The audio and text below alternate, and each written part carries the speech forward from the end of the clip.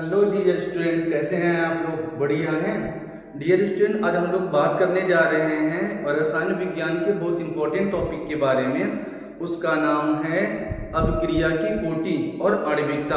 अभिक्रिया की कोटि क्या होती है, आणविकता क्या होती है, जिसको हम लोग इंग्लिश में बोलते हैं ऑर्डर ऑफ रिएक्शन और मॉलिक्यूलरिटी। तो सबसे पहले डियर स्टूडेंट हम लोग बात करने जा रहे हैं कि अभिक्रिया की कोटि है क्या, इसको डिफाइन कैसे करते हैं, मॉलिक्यूलरिटी क्या होती है, मॉलिक्यूलरिटी को कैसे डिफाइन कर लेते हैं। उसके बाद हम दोनों के बीच में रिलेशन पढ़ेंगे या दोनों के बीच का जो अंतर है वो निकालेंगे कि मॉलिक्यूलरिटी और ऑर्डर ऑफ रिएक्शन में क्या डिफरेंस है।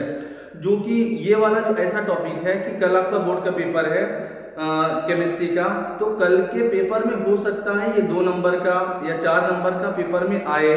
अगर नहीं भी आता तो याद कर लेना कि अगर दोनों में अंतर नहीं आता, चाहे मॉलिक्यूलरिटी और ऑर्डर ऑफ रिएक्शन में अगर डिफरेंस नहीं आता है, तो हो सकता है कि इसको डिफाइन करने के लिए पेपर में आ जाए कि आणविकता किसे कहते हैं, इसको परिभाषित कीजिए या इसका उदाहरण दीजिए, या अभिक्रिया की कोटि क्या होती है, इसको कैसे हम परिभाषित करते हैं, इसके बारे में तो 2 नंबर का भी आ सकता है और 4 नंबर में आता है। तो चलिए डियर स्टूडेंट हम लोग बात कर लेते हैं कि आणविकता और मॉलिक्यूलरिटी के बारे में क्या है, इसके बारे में बात करते हैं। तो सबसे पहले हम लोग बात करते हैं ऑर्डर ऑफ रिएक्शन के बारे में। ऑर्डर ऑफ रिएक्शन का मतलब होता है अभिक्रिया की कोटि। तो अभिक्रिया की कोटि क्या होती है, तो इसके पहले हमने जो वीडियो बनाया था उसमें बताया था कि अभिक्रिया की कोटि को हम कैसे फाइंड आउट करते हैं या कैसे उसको डिफाइन करते हैं। तो फिर से ऐसे शॉर्ट में हम लोग बात कर लेते हैं कि अभिक्रिया की कोटि है क्या। तो किसी भी रासायनिक अभिक्रिया में जितने अभिकारक के अणु रेट ऑफ रिएक्शन को प्रभावित करते हैं उसको हम लोग बोलते हैं अभिक्रिया की कोटि। अगर अभिकारक के किसी भी अणु की सांद्रता में परिवर्तन करने पर रेट ऑफ रिएक्शन निर्धारित नहीं होता है तो इसको हम लोग बोलते हैं शून्य कोट की अभिक्रिया। अगर अभिकारक के एक अणु के द्वारा रेट ऑफ रिएक्शन को डिटरमाइन किया जाता है, निर्धारित किया जाता है, तो उसकी अभिक्रिया की कोटि होगी 1। अगर अभिकारक के दो अणुओं की सांद्रता में परिवर्तन करने पर रेट ऑफ रिएक्शन को निर्धारित किया जाता है तो उसको हम लोग बोलते हैं, इसकी अभिक्रिया की कोटि होगी 2। जबकि अगर हम मॉलिक्यूलरिटी के बारे में बात करते हैं तो मॉलिक्यूलरिटी ये बताती है कि कोई भी रासायनिक अभिक्रिया में कितने अभिकारक भाग लेकर के प्रोडक्ट को बनाते हैं या प्रोडक्ट फॉर्मेशन करते हैं, उनकी संख्या को हम लोग बोलते हैं मॉलिक्यूलरिटी या आणविकता। जैसे कि अगर हम सपोज करते हैं कि शरबत बनाना है, तो शरबत में अगर हम शरबत का निर्माण करते हैं तो अगर हम चीनी ले लेते हैं, पानी ले लेते हैं, चीनी और पानी को मिला करके शरबत बनाते हैं, तो शरबत को बनाने में हमको किस की जरूरत पड़ी, चीनी और पानी की। अर्थात अभिकारक जो है वो चीनी है और पानी है, इसकी मॉलिक्यूलरिटी कितनी हो जाएगी 2। अगर उसमें नींबू और डाल दिए, ऐड कर दिए, तो इसकी मॉलिक्यूलरिटी हो जाएगी 3। तो डियर स्टूडेंट, अगर हम बात करते हैं कि मॉलिक्यूलरिटी और ऑर्डर ऑफ रिएक्शन के बारे में, तो ऑर्डर ऑफ रिएक्शन एक ऐसा टॉपिक है जो एक्सपेरिमेंटल होता है। बिना प्रयोग के हम ऑर्डर ऑफ रिएक्शन नहीं बता पाएंगे कि इसकी अभिक्रिया की कोटि कितनी होगी, 0 होगी, 1 होगी, 2 होगी, 3 होगी। जबकि मॉलिक्यूलरिटी को सिर्फ हम देख करके बता सकते हैं, क्योंकि ये सैद्धांतिक होती है, थियोरेटिकल होती है। इसको हम देख करके बता लेंगे कि कैसे हम इसको मतलब मॉलिक्यूलरिटी 2 है कि 3 है, इसके बारे में बात करते हैं। तो हम लोग यहाँ से देख लेते हैं दोनों के बारे में डिफरेंस क्या है। तो मॉलिक्यूलरिटी और ऑर्डर ऑफ रिएक्शन के बारे में डिफरेंस देख लेते हैं। डियर स्टूडेंट, ये एक ऐसा टॉपिक है जो बोर्ड के पेपर में आने के चांस ज़्यादा हैं, तो इसको आप पढ़ के जाइएगा। हो सकता है कि कल के पेपर में इस क्वेश्चन से आपकी मुलाकात हो। तो चलिए फटाफट देख लेते हैं दोनों के बीच में डिफरेंस क्या होता है। तो पहले हम लोग डिस्कशन करने जा रहे हैं ऑर्डर ऑफ रिएक्शन। तो पहला जो मेन डिफरेंस है वो ये है कि अभिक्रिया की जो कोटि होती है उसको हम प्रयोगों द्वारा निकाल सकते हैं या प्रयोगों द्वारा ज्ञात करते हैं। इसका मतलब क्या हुआ कि अभिक्रिया की कोटि जो होती है वो एक्सपेरिमेंटल होती है। इसको हम प्रायोगिक मतलब जब तक हम प्रयोग नहीं करेंगे तब तक इसको हम निकाल नहीं सकते हैं। जबकि इधर देखते हैं आणविकता को अनुमान से ही बता सकते हैं। अनुमान का मतलब गेस के द्वारा, ठीक है, गेस के द्वारा हम बता देंगे कि इसकी मॉलिक्यूलरिटी यानी आणविकता कितनी है। फॉर एग्जांपल बात करते हैं, यहाँ एक लास्ट में हमने एक रिएक्शन दे दिया है। यहाँ पर देखिए हाइड्रोजन है, यहाँ पर है क्लोरीन है, हाइड्रोजन और क्लोरीन मिलकर के HCl यानी हाइड्रोक्लोरिक अम्ल का फॉर्मेशन करते हैं। अब अगर देखा जाए तो यहाँ पर ये जो रिएक्शन दिया है ये शून्य कोट की अपक्रिया का दिया है, यानी इसकी जो कोटि होगी वो शून्य कोट की होगी। जबकि अगर यहाँ देखते हैं, यहाँ पर हाइड्रोजन और क्लोरीन मिलकर के HCl बनाते हैं, तो यहाँ पर देखते हैं कि हाइड्रोजन एक और क्लोरीन एक, यानी एक अणु इसके एक अणु इसके, दो अणु मिलकर के HCl के दो अणु बनाते हैं। तो इसमें देखते हैं डियर स्टूडेंट की मॉलिक्यूलरिटी कितनी हो जाएगी, 2। अगर यहाँ पर 3 एक और अणु ले लेते हैं तो इसकी मॉलिक्यूलरिटी 3।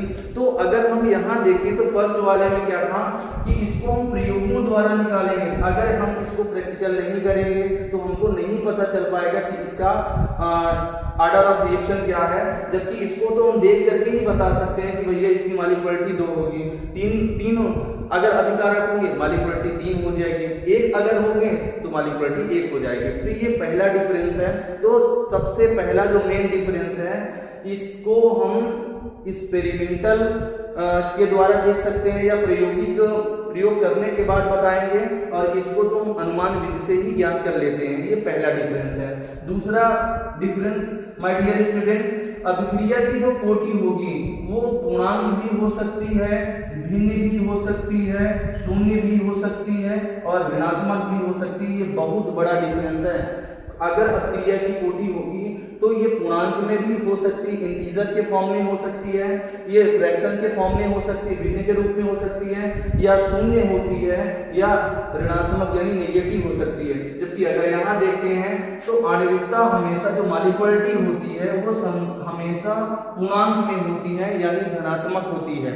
ना ये शून्य होगी, ना ये भिन्नात्मक होगी, ना ये ऋणात्मक होगी। तो ये दूसरा डिफरेंस है कि जो अभिक्रिया की कोटि है वो पूर्णांक भी हो सकती है, धनात्मक भी हो सकती है, ऋणात्मक भी हो सकती है, शून्य भी हो सकती है। जबकि मॉलिक्यूलरिटी हमेशा पूर्णांक होती है, इंटीजर होती है, वो भी धनात्मक। यहाँ पर ना शून्य होगी, ना भिन्न के रूप में यानी 3/2 4/2 ये नहीं हो सकती है, ना नेगेटिव होगी। दो डिफरेंस हो गया। तीसरा जो डिफरेंस है कि अभिक्रिया की जो कोटि होती है वो रेट ऑफ रिएक्शन और अभिकारकों की सांद्रता को बताती है। हमने जैसे बताया था कि यहाँ पर जो मेन टॉपिक है वो सांद्रता है। अभिकारक के वे अणु जिनकी सांद्रता में परिवर्तन करने पर रेट ऑफ रिएक्शन यानी ROR प्रभावित हो जाता है या परिवर्तित हो जाता है, उसी को तो हम लोग बोलते हैं ऑर्डर ऑफ रिएक्शन।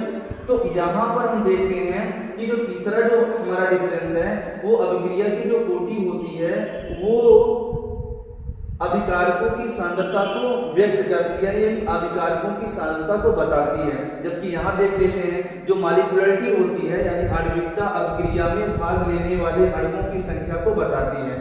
तो जबकि मॉलिक्यूलरिटी ये बताती है कि अभिक्रिया में कौन कौन से अभिकारक भाग लेते हैं, 2 हैं कि 3 हैं कि 4 हैं, तो ये हम बता लेते हैं। तो ये याद कर लेना, ये सांद्रता को व्यक्त करती है, जबकि ये अणुओं की ये मेन लाइन है, अणुओं की संख्या को व्यक्त करती है। ये तीसरा डिफरेंस हो गया।